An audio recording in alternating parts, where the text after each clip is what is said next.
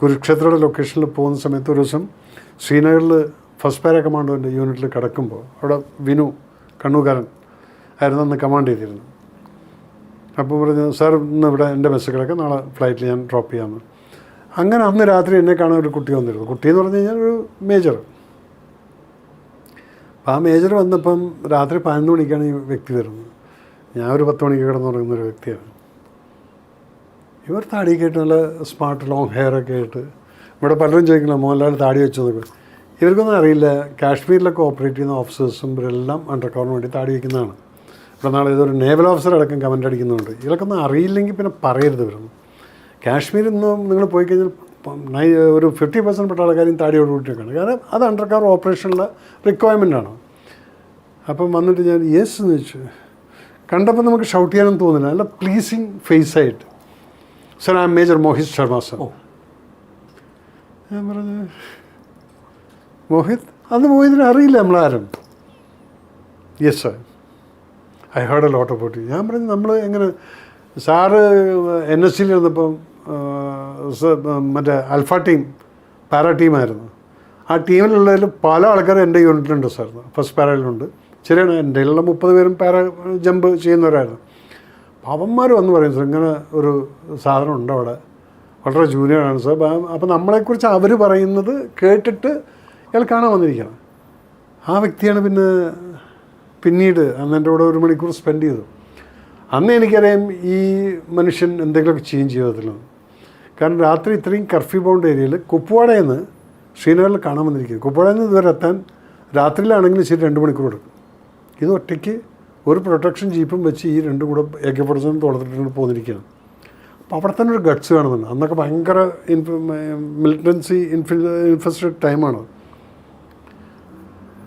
അങ്ങനെ ഞങ്ങൾ പിരിഞ്ഞു, പിന്നെ കാണാമെന്നും പറഞ്ഞു. പക്ഷെ ഒരിക്കലും പിന്നെ കാണാൻ പറ്റിയില്ല.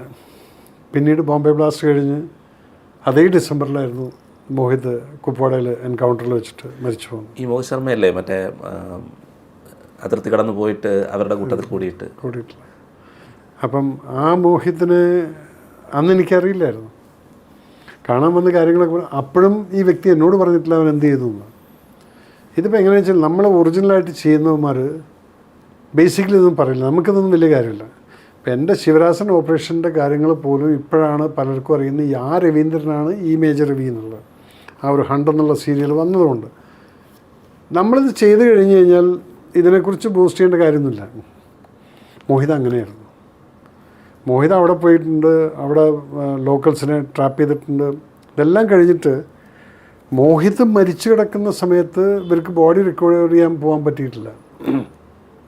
ഫസ്റ്റ് പാരയ്ക്ക് അന്നും കേണൽ വിനു തന്നെയാണ് കമാൻഡ് ചെയ്യുന്നത്. പിന്നെ വിനു എൻ്റെ അടുത്ത് പറയുന്നത് 2 ദിവസം കഴിഞ്ഞിട്ട് സാർ മോഹിതിൻ്റെ ബോഡി കിട്ടി. ഞാൻ എപ്പോഴും ഇവരൊക്കെയായിട്ട് ടച്ചിലിരിക്കും എന്ന് പറഞ്ഞാൽ പല സമയത്ത്. ഇപ്പോൾ Bombay blast I was constantly in touch with my unit 51 stage. ഈ സന്ദീപൊക്കെ എൻ്റെ യൂണിറ്റിലുള്ളതായിരുന്നു. അപ്പോൾ നമ്മളിവിടുന്ന് കഴിയുന്ന രീതിയിലുള്ള അഡ്വൈസുകൾ ആ ഫസ്റ്റ് ഡേയിൽ ബ്ലാസ്റ്റ് തുടങ്ങിയപ്പം എൻ്റെ ബ്രെയിനകത്ത് തോന്നിയൊരു സംഭവം എന്താണ്, ഈ താജ് ഹോട്ടലിൻ്റെ താഴത്ത് ഇത്രയും ഗ്യാസ് സിലിണ്ടേഴ്സ് ഇരിക്കുന്നുണ്ടാവും കുക്കിങ്ങിനുള്ളത്.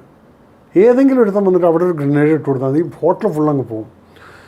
നമ്മളറിയാവുന്നത് നമുക്ക് അവിടെ ഓപ്പറേറ്റ് ചെയ്യുന്ന ആൾക്കാരെ കേണലിനെ വിളിച്ചിട്ട് ഞാൻ മെസ്സേജ് ചെയ്യും, be careful sir, disconnect all this gas cylinders and evacuate ഇട്ടെന്ന്.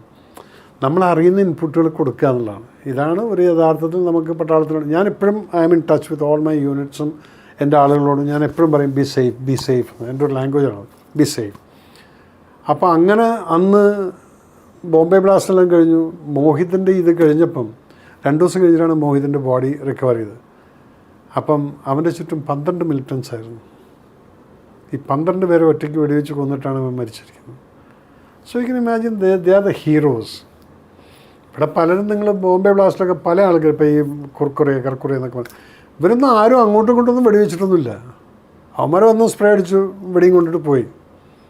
പക്ഷേ ഇതുപോലെ ഈ കാട്ടിൽ കുപ്വാഡയിലുള്ള ഒരു കാട്ടിനകത്ത് മോഹിതിനെപ്പോലുള്ള ഒരു വ്യക്തി ചെറുപ്പക്കാരൻ മരിച്ചു പോകുന്നത് 10ഉം 12ഉം അവന് അശോക് ചക്ര കൊടുത്തതൊന്നും പോരാ. അവിടേക്കാണ് ധൈര്യത്തിൻ്റെ ഒരു അൾട്ടിമേറ്റ് കാണുന്നത്.